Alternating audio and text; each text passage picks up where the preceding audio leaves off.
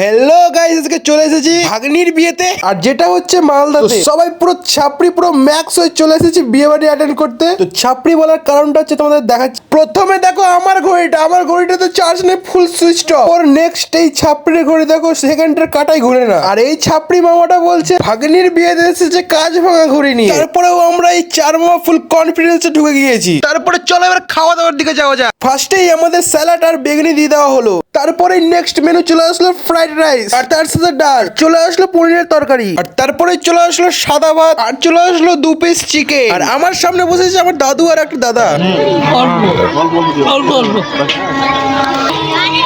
হাঁটি দিলা নরম দেখে দাও, চিকেন দাও। আরে চিকেন আছে, চিকেন দেখো নরম দেখে দিয়ে দাও।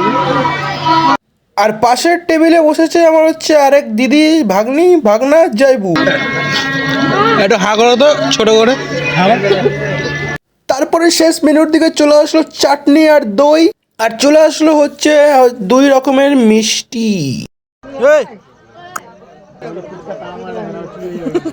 এইদিকে আছে আমার আরেকটা ভাগ্নি। সোমো ভিডিও করছে, একটা ফটো দাও, হাই করে দাও। এদিকে এদিকে ভালো করে এদিকে তাকিয়ে, ওইদিকে ক্যামেরা এদিকে চলছে।